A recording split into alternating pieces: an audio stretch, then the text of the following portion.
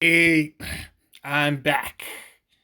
Antisocial Monger is back with another story inspired by two YouTubers, in fact, that Archie Luxury and Travel Time with Paul.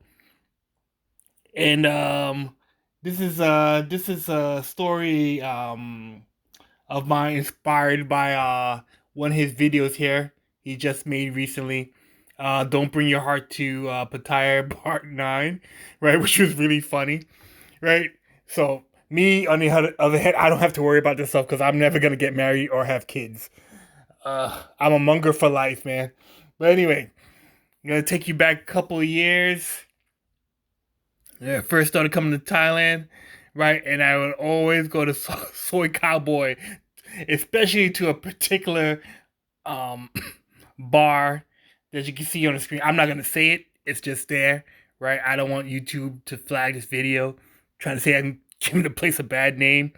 But, man, let me tell you, one time I was drunk off my ass, which I stopped drinking, by the way, and I had the American mindset, thinking you know strip clubs in Thailand and the same United States and blah blah blah. So this is fine looking honey on the stage. She's dancing, right? I got there late. It must have been like 1 o'clock in the morning, and she was one of the few girls on the first floor dancing, right? And I'm just flicking 20 bills at her, right? And she's like, yeah, yeah, honey, give me more money, right? And this other dude was with another go-go dancer. He's having a deep heart-to-heart conversation on this while she's dancing on the stage, man. And I kid you not, she saw me flicking that money from the corner of her eyes, and that chick cut that dude off mid sentence while he was talking to her and ran over to me to get he, oh my gosh, she's like, me too, but I didn't even like that girl. But that dude was drunk and he was pissed that he couldn't control himself. He banged with his fist on the counter like a baby.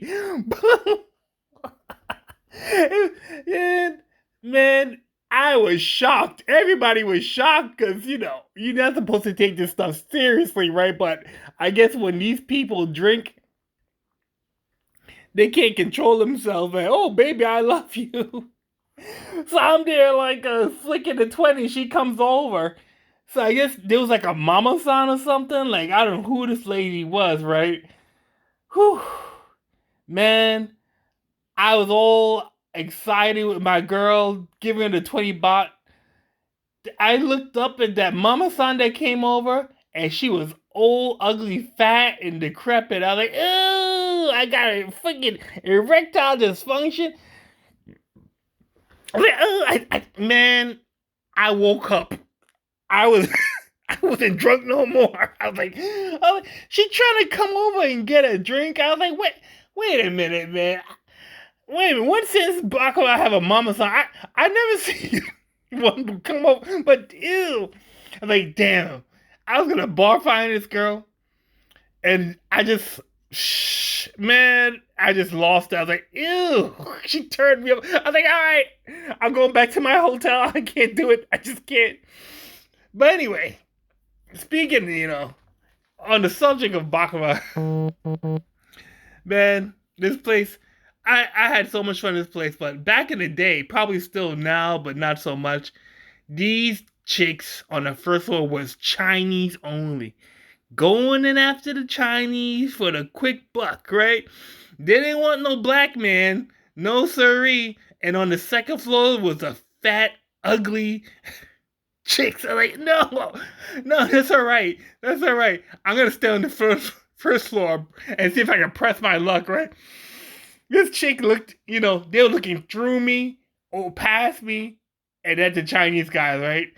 So, but they got some good performance. They dance good and everything. So I'm there watching their dance performance. Oh my god. So just to piss them off for not picking me, I decided to irritate them. I sat exactly under them, like as close as humanly possible, and reclined myself backwards and looking up right under their coochies, and even looking at the ugly girl's coochie and puff through the glass ceiling.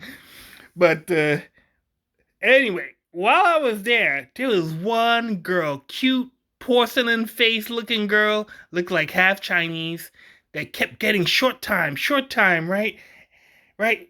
I must have been there like for 5 hours and on the I swear, it seemed like every half an hour she was getting bar fine. So she would get off the stage, talk to the guy, put her change her clothes, go to some short time room, maybe across the street, across the way or something, and come back. And each time she went out with another customer, she was looking more and more haggard.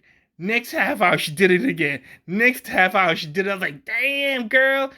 But, finally, she sat down next to me. After she did all that, she sat next to me, and I was like, now you can see, in the darkness, you really can't tell, right? But you can see that she had like a shit ton of foundation that was cracking and everything. You can see her dark skin under the kabuki cho white makeup that she was putting. I was like, no, no, I'm good, I'm good.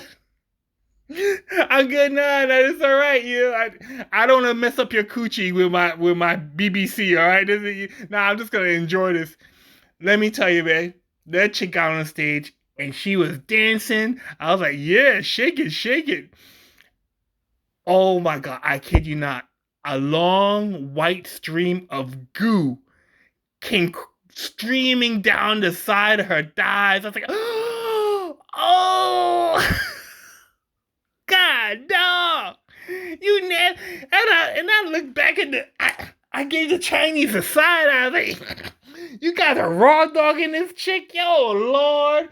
Oh, Lord, I'm gonna tell your mamas. Nasty heifers, man. Y'all some nasty. Y'all, oh, gross. Oh my God. I had to stop this video because I'm just, ugh.